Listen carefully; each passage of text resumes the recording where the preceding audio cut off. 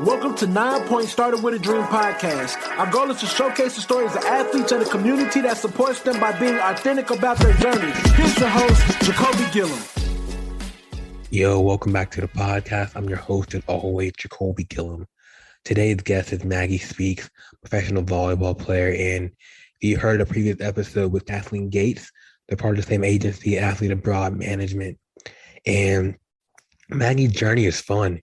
I was listening to her kind of just talk about her journey, and she kind of just went for it. She didn't have this special roadmap or, just say, I got to achieve 1, 2, 3, but just like this opportunity aligns with my goal, this opportunity aligns with my vision for my dreams. So I'm going to go for it. And I think something we can all just get inspired by, to not worry about too much about how we get there, but just knowing that we're getting closer to what the destination is.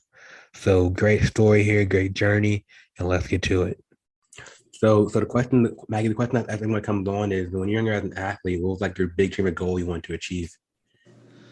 So when I was younger, like really young, I remember we had to draw in like kindergarten.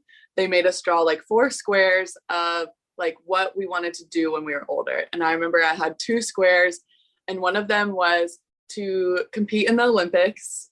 And I remember drawing the little Olympic rings, and then I wanted to be a pediatrician. So like 2 like really high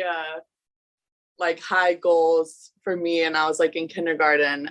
And then just growing up, I grew up around sports. My entire family, mom and dad side, all football.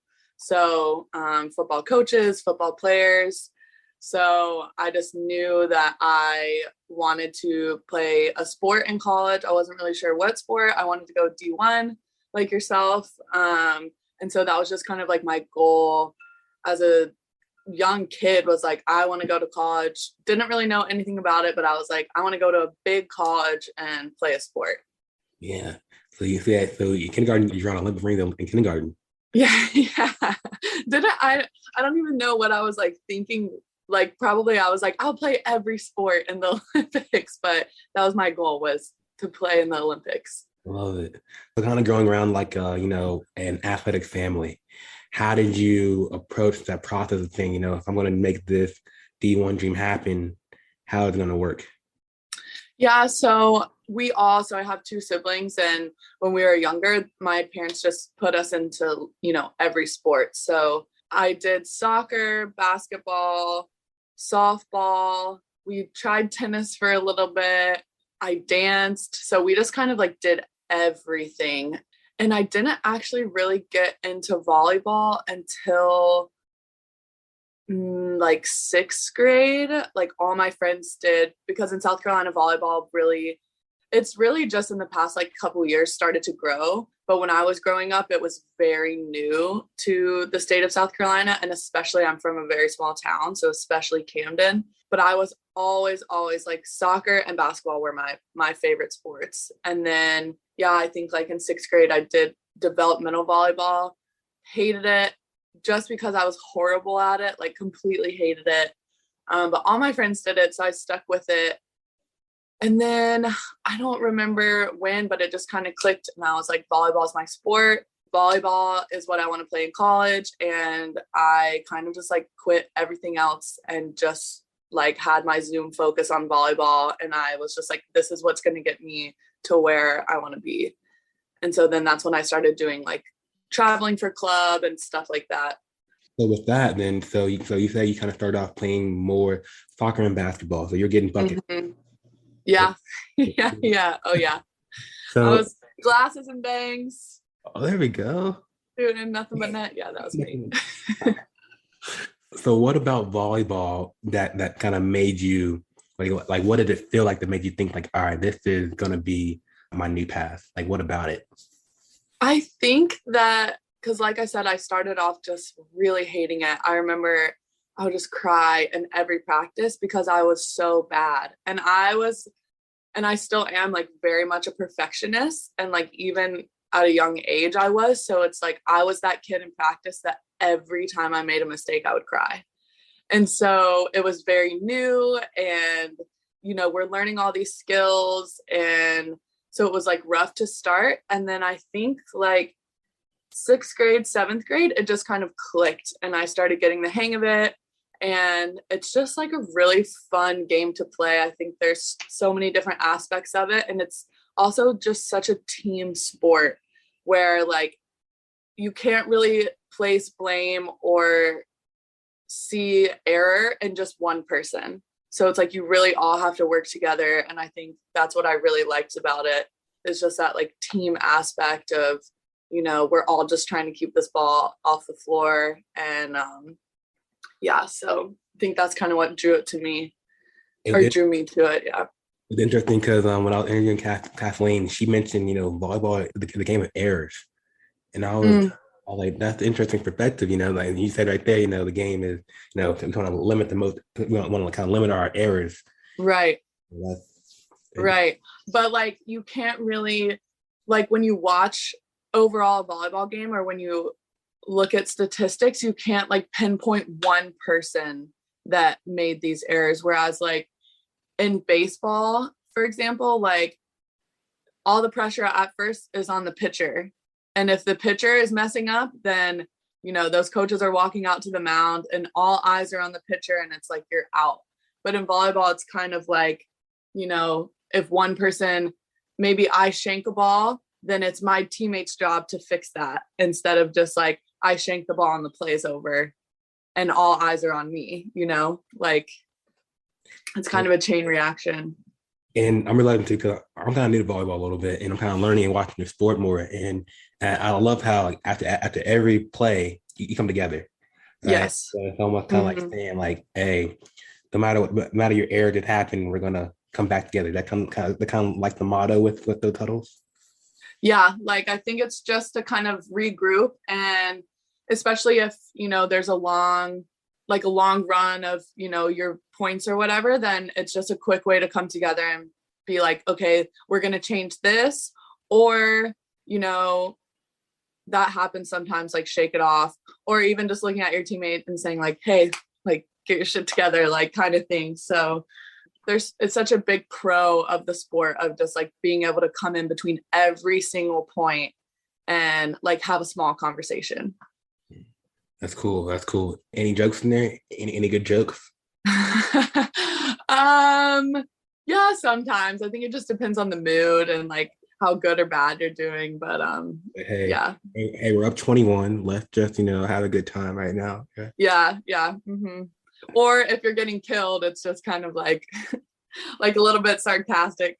I remember in college one time we were playing UNC Chapel Hill and they were just killing us. And I remember like every huddle I would come in and be like, it's okay, next point.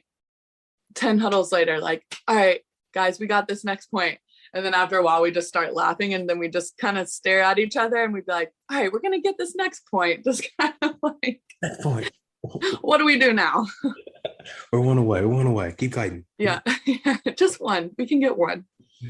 So kind of leading to that like college journey, how'd you land and you went to, I want to say South Carolina, am I correct? I went to North Carolina State. North Carolina State. Yeah. Mm-hmm. Yeah. So actually really crazy.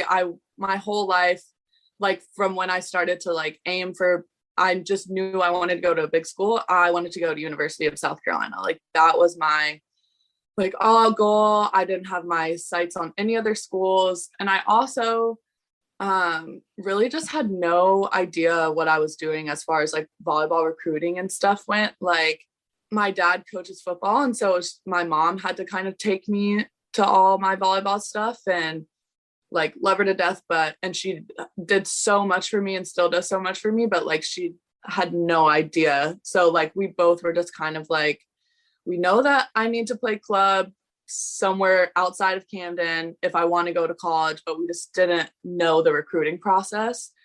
So I had no idea that I needed to be like emailing schools and that I needed to be going on visits and doing all this stuff, which looking back on it now, I'm like, wow, like wonder what my options would have been. Cause you know, you get all like the letters that come in the mail for camps and stuff like that. And I just didn't know, like, I just had a box of all these letters that I just was like, cool.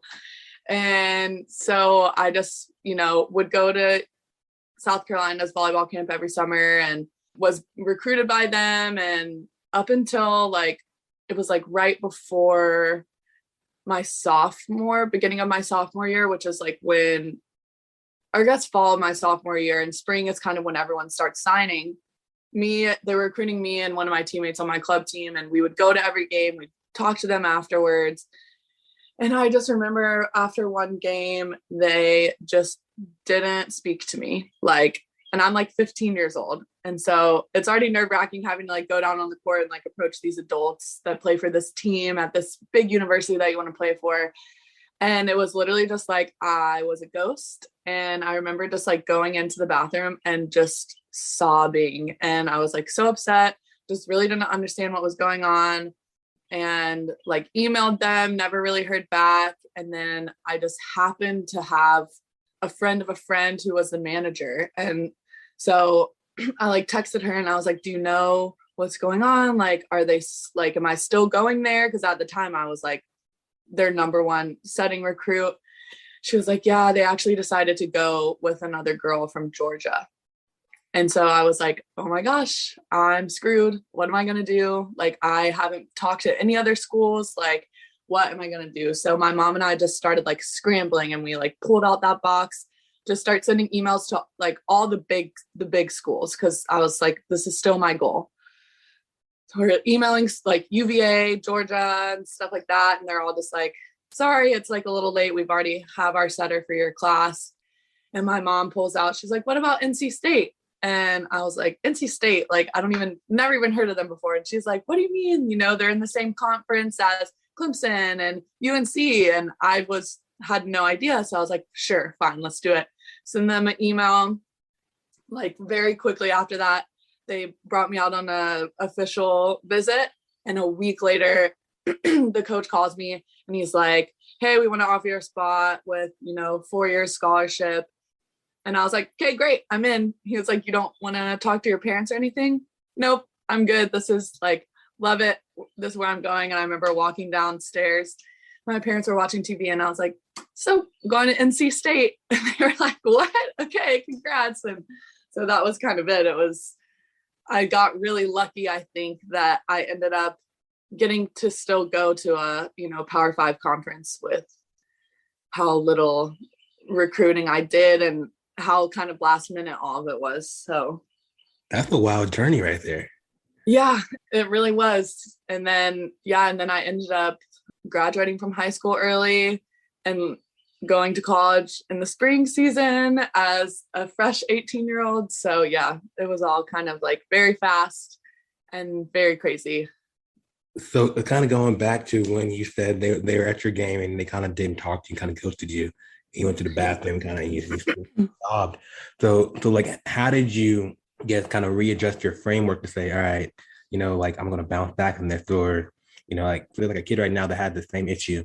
And they're like, how do I bounce back from, Yeah, I think I just was like, okay, I still have this goal, right? Like, no matter what happened with that, and it was devastating, for a 15-year-old who all I ever wanted was to go to University of South Carolina.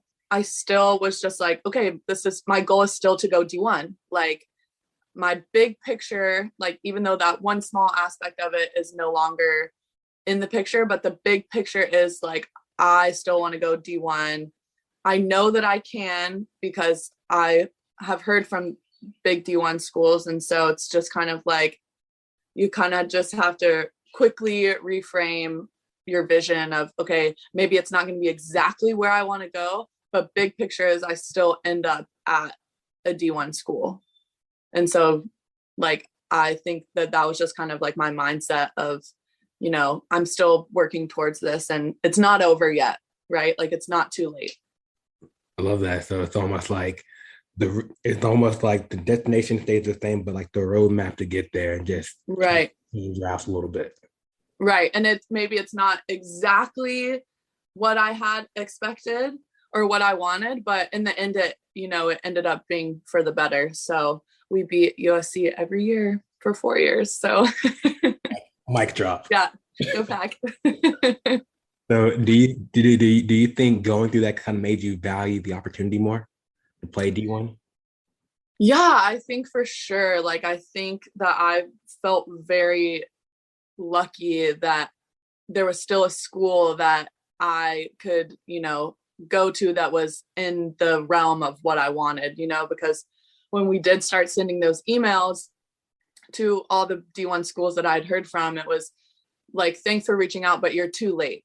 It was, you're too late. We've filled the spot, like email after email. And so I think that there was the fact that there was still like one more left, that it was still a possibility, was, I feel like lucky that that ended up being still available for me.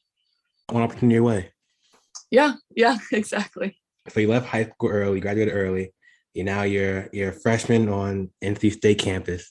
Yep. What was that eye-opening experience like? So I am from very, very small towns in South Carolina. So like downtown, like I could drive from outside of Camden to the other end outside of Camden in 10 minutes, like very small. So NC State is in Raleigh, North Carolina, which is not small. And so going in like first of all, into a spring season, which is off season for volleyball, and then having to navigate being in this big city at this big university with all these people, never really having gone outside of volleyball, outside of South Carolina, except for volleyball, was really difficult. I was not prepared at all, like physically, for the physical pressure of it, and also just like having like socially, there's like all these other like aspects. So it was definitely just like a rude awakening. I remember, so we had like 6 a.m. workouts every day. And that was like my first week, is like 6 a.m. workouts, never in my life. And I also don't think I'd really like lifted a weight until that week either.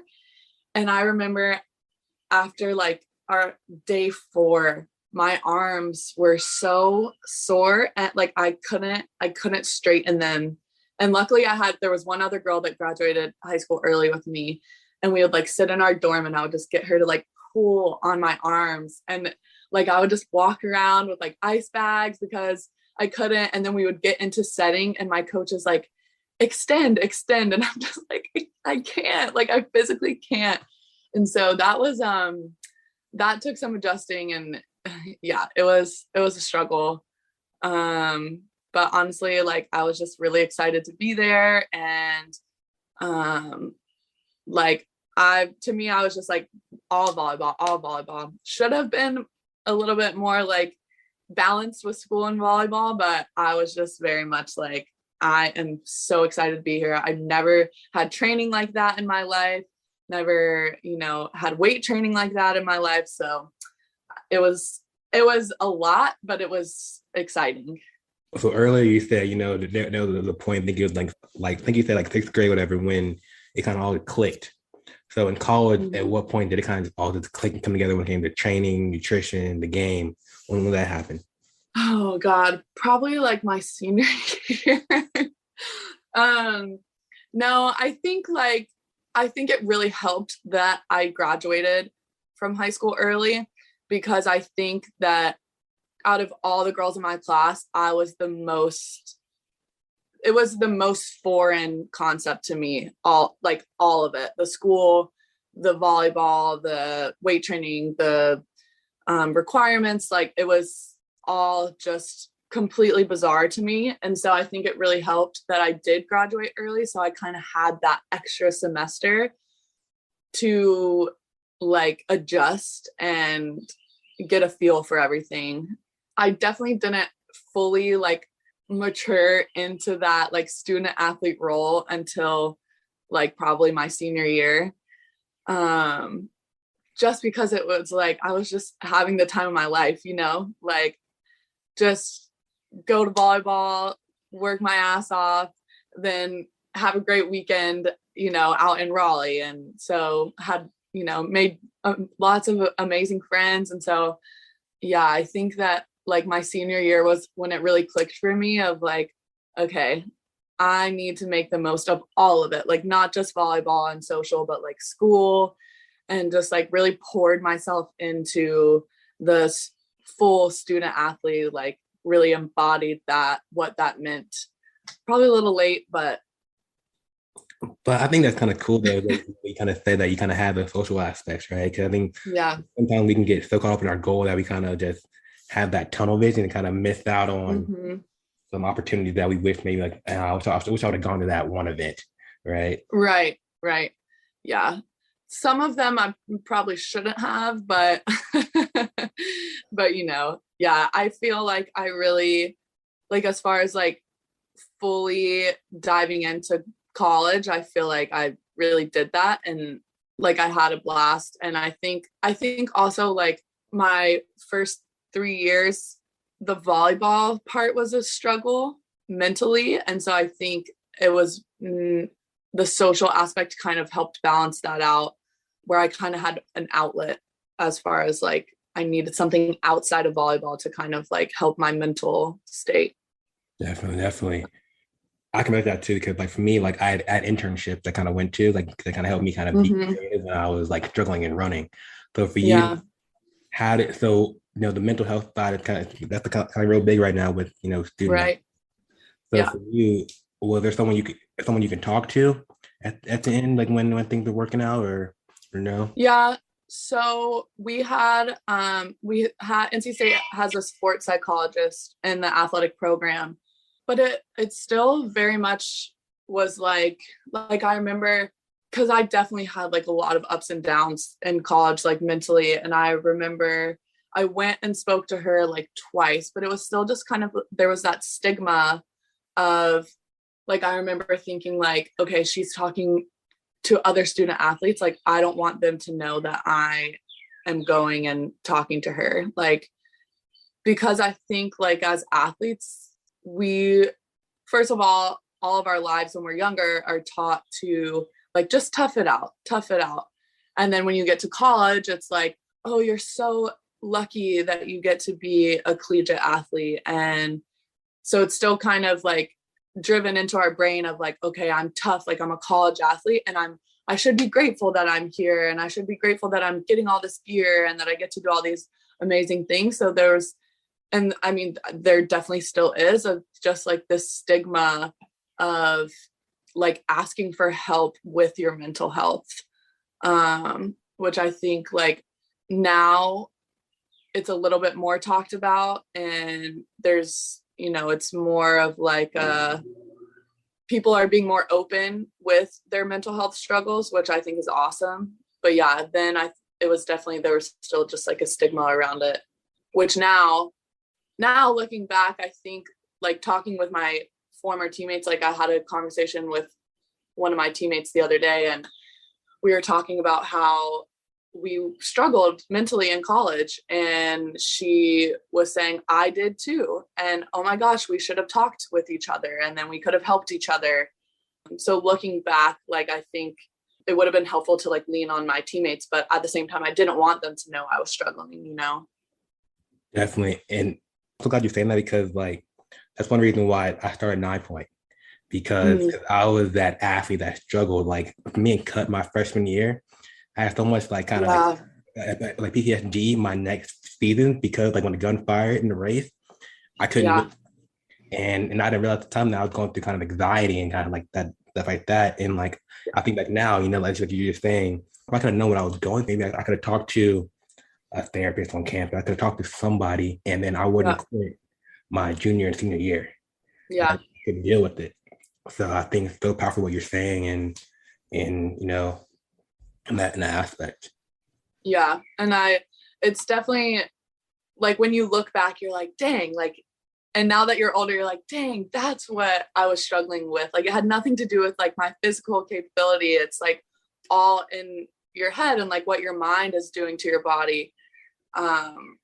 So like, which I can relate. So I think it's really important for especially college athletes now to just like be open about how they're feeling. And then I think people will be surprised at how many people are like willing to like lend a hand, or that are feeling the same way that they're feeling. So right now, so say there's a kid right now or I'd say kid, a young adult, that's battling something, what would you tell them as like the first step, or just some advice on how to just approach the conversation, maybe? Yeah, I think just reach out to whoever you feel the most comfortable sharing your information with, because I think like for me in college and like even still now, people will say like, well, you should talk to a therapist, like you should talk to a therapist. And for me, I'm someone that it takes a lot for me to really dive deep and share my deep feelings with someone. And so for me, like I think therapy is very helpful for people, but it's just not really like how I choose to like talk about my mental health struggles. I think just like grab that person that you feel most comfortable with, and friend, parent, teammate, coach, like, and just tell them like, hey, I'm struggling. And you don't need to give detail, like just say like, hey, I'm having a hard time. And, it's people that care about you, and they'll be there for you in whatever way you need. And then maybe it will open up a bigger conversation. But I think just that first step of just going to someone and saying like, hey, I'm struggling. And then I think that immediately is just like a weight off of your shoulders. Like, even if you're not saying specifically in what way, but just admitting and giving someone else like your feelings will just help right away. Yeah, I love that. And kind of like you said earlier, it's that fear of judgment. As athletes, we're invincible. Right. Grateful you get to do it. You get to play a sport, and I think that sometimes we lose the human aspects, that they're the person underneath the jersey. Right. Yeah. And I think that's why like having those people in your life that really know you, like, and especially teammates, because they're going through what you're going through with you. And so, you can go to them and there's kind of that like relativity of, we're the same. And so like they can relate, and maybe they're also struggling mentally as well. And so just using those people around you, I think, is so important. And like for me, like I will talk to my mom about it because she's kind of outside the volleyball world, and so she can kind of see what I'm going through in a different perspective. And then like every year I've been so blessed to like have teammates that are really supportive and that I've like created bonds with, where we just share with each other. And I think that's been really helpful. And it's definitely like been kind of like this evolvement from like where I was in college, where I just would literally not tell anyone anything, to now in pro volleyball, where I feel more comfortable sharing with people because I just know how beneficial it is now. It's those huddles, right?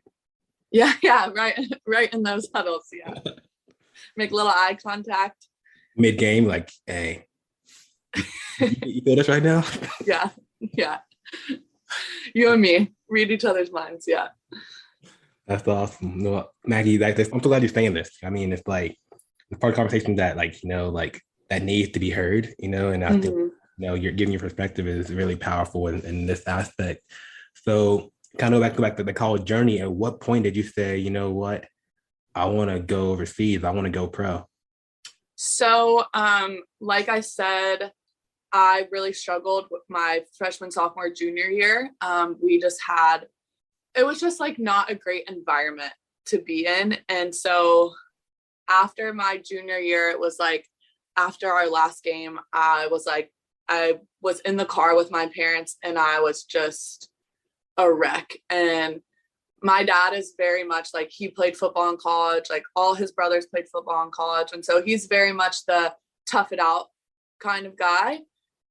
And so for him to say like, this isn't worth it, like for you to feel this way, like this is not, this isn't worth it. And they were both just like, maybe you should think about just for your senior year, just letting go of volleyball. because for you to feel this way, like this isn't worth it. This isn't how you should be feeling going into your senior year. And so I was very much like, I'm done. Okay. Like my parents are supporting me. Like I'm making this decision. And then we ended up having a coaching change.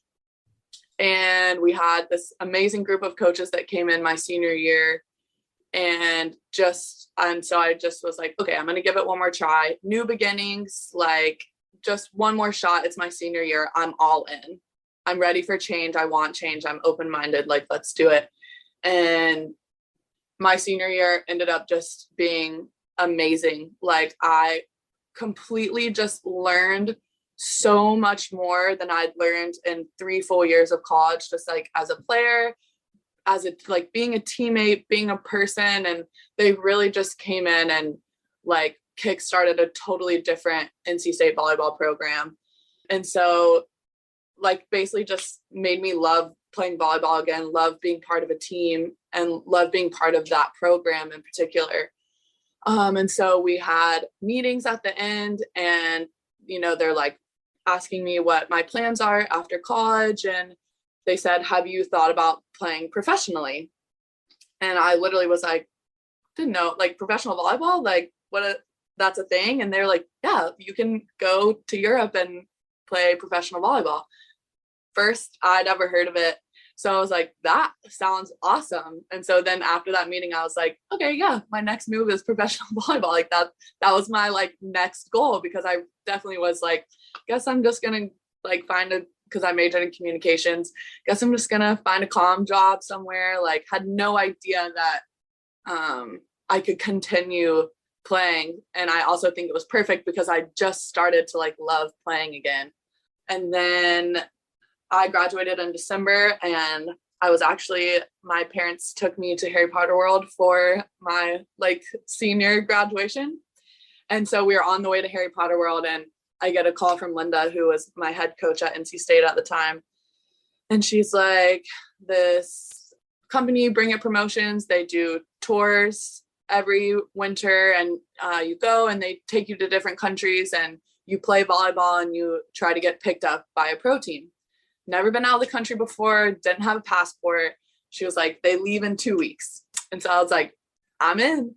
So used all my graduation money, drove to Atlanta, like got my passport expedited, packed up, and just like went and flew to Slovenia all by myself, did the tour, which for me was just more of like I've never been outside the United States before. And so we went, and it was amazing. It was so fun. Didn't get picked up by a team, came back, and then in May, I want to say, I signed a contract in First League Greece, and then just kind of went from there. So you kind of said, like, you know what? YOLO. Yeah. Going for it. So, and I literally, it was kind of the same as like, hey guys, I'm going to NC State. It's in the back of the car. And I was like, hey guys, I'm going to go to Europe in a couple of weeks. My parents are like, what? You don't even have a passport. I'm like, we'll figure it out. It's good. So like, if we like just pause your journey at this point, right? And we, look back at, I guess, the kindergartner who rode the Olympic rings and won a pediatrician from Camden, South Carolina. What would you tell her about the journey ahead? I think I would just tell her to just like hang on and enjoy. I think that when I look back now and think of everywhere that I've been and everything I've gotten to do, where I am now, I'm like, I wish that I would have like let go a little bit more, especially in those college years, and just really tried to like enjoy where I was at a little bit more, because I think I kind of like lost myself along the way, right? Like I came in like just so excited being this small town girl and just happy to be there. And I think like there was like a span of, like a few years where I kind of like lost that feeling. And then it came back, and now I just look back and I'm like, wow, like this is incredible. I'd never in my whole life, because like whenever I drew those rings, it was like, I didn't know what that meant. I just know that the Olympics are the greatest sports event that you can compete in, and so yeah, like just like hang on, enjoy every moment, because it's going to work out. Like it will work out one way or the other, the way that it's supposed to work out. Love it. And in a way, you're kind of living that dream out a little bit, the Olympic dream. I'm pretty sure you're playing against some Olympians overseas. Yeah, so that's really cool. And I played in the World University Games in 2017, which is essentially like the Olympics. So I still think like I hold on to that of like, that was my Olympics. And it really was. And to this day, that was the most incredible experience I probably will ever experience. And so I still hold on to that. Like I got that. I got my Olympics.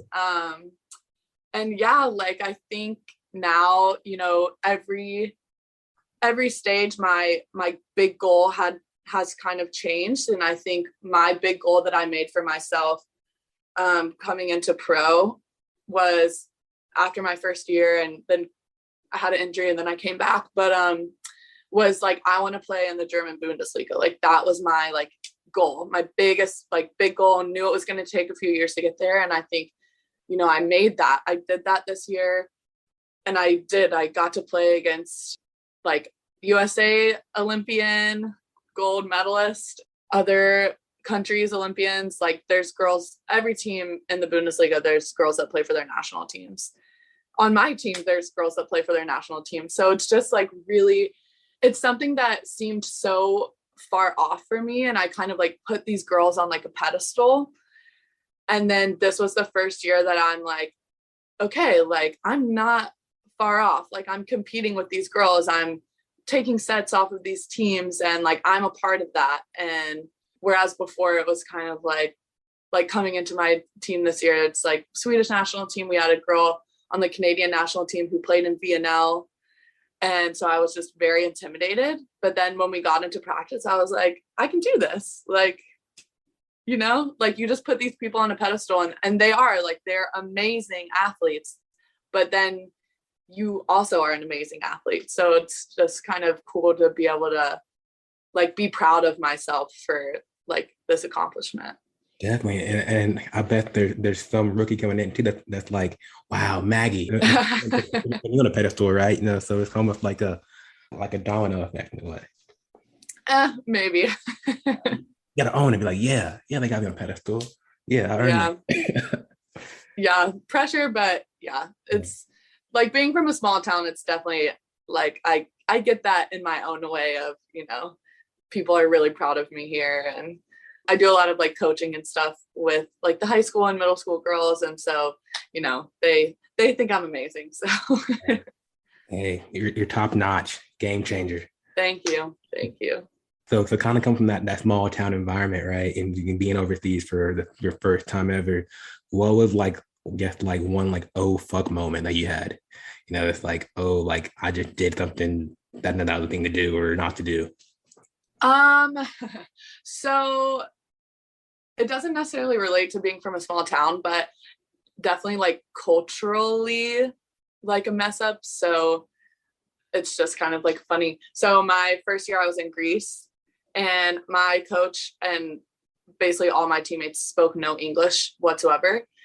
And so my coach would always we would always start in rotation 5. And so before the game would start, I'd always be like 5, like row 5, like this. And he would always like look at me weird, but I was just like, he's crazy, whatever. And then finally one game when I was doing it, I was like 5, row 5. He like comes up to me, grabs my hand, and he's like 5. And I was like, okay, like what's going on? And we had one girl on our team that spoke English. And I was like, hey, like Lena, why did Manos just do that to me? Like, why is he so mad? And she was like, because this is in Greek is the equivalent of like flipping someone off.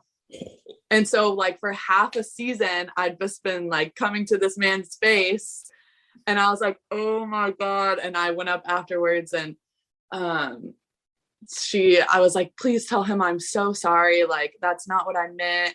And he was just kind of like, you should like, you should know that by now, like, blah, blah, blah. So like for half the season, I'm just like flipping my coach off before every game and just had no idea.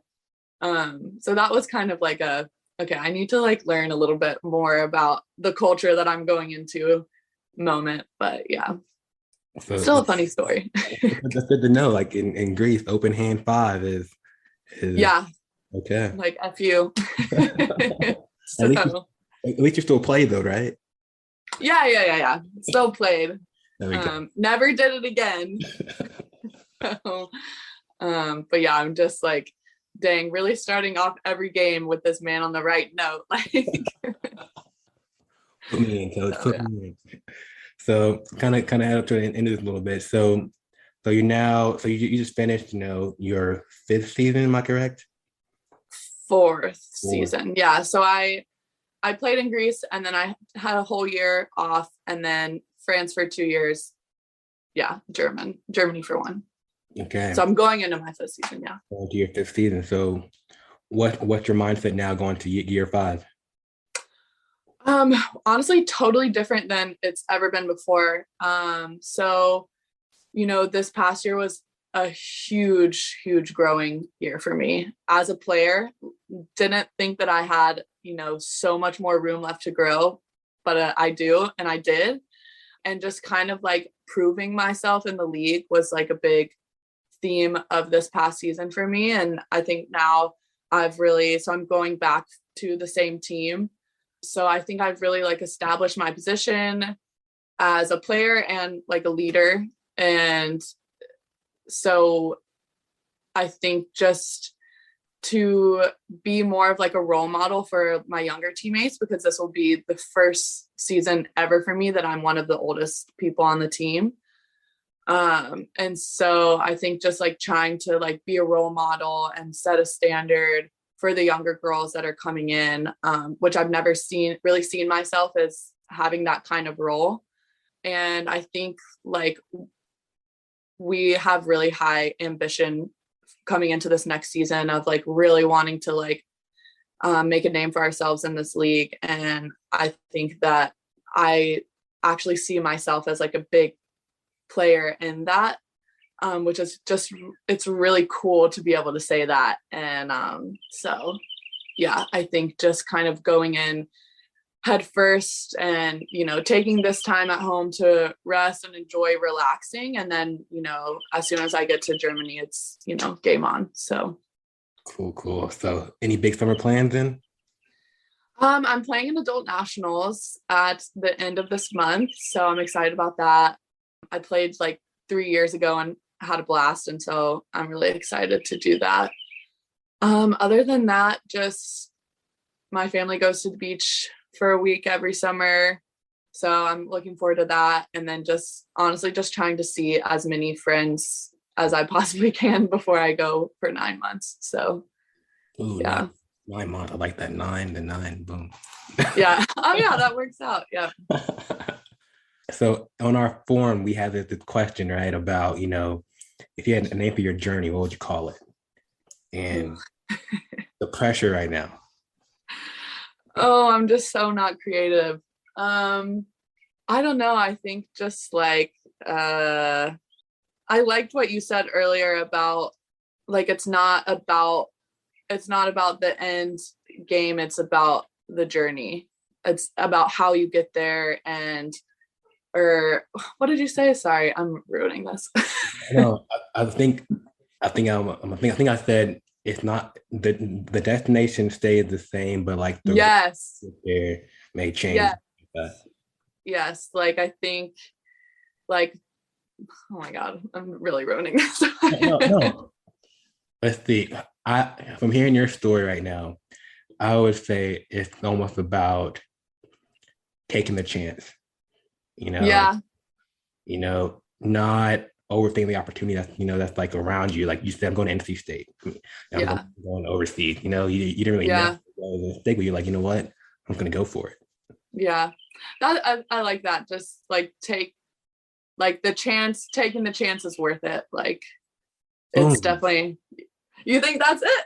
Taking the chance is worth it. Yeah. Okay. Yeah, I think, and that's what I tell other people too that ask me if they should do something. I'm like, yes, do it. Go for it. Why not?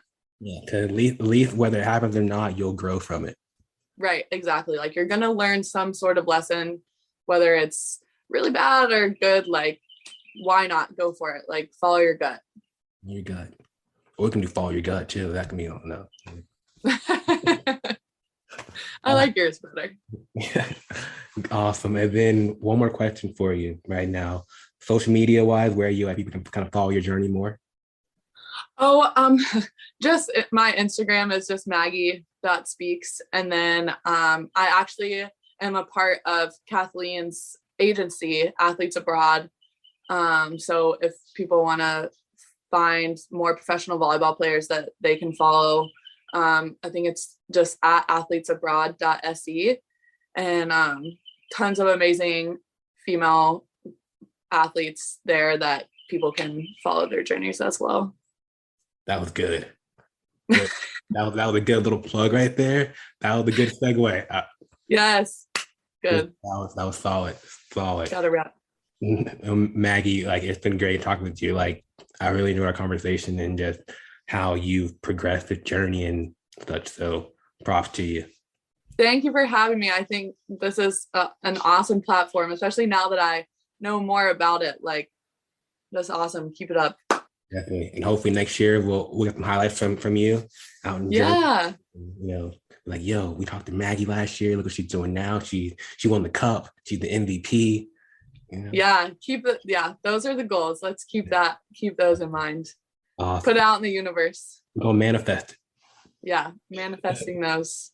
Awesome. Well, enjoy South Carolina. Enjoy the summer, and we'll talk to you soon. Thank you. So good to meet you. Me too. Bye. Bye. Yo, thanks for listening to this episode of the 9 Point Started With a Dream podcast. If you enjoyed this episode, please comment, share, leave a review. We would love to hear your thoughts. You can find more athlete-driven content at 9point.com. Till the next episode, you're only one opportunity away. Peace.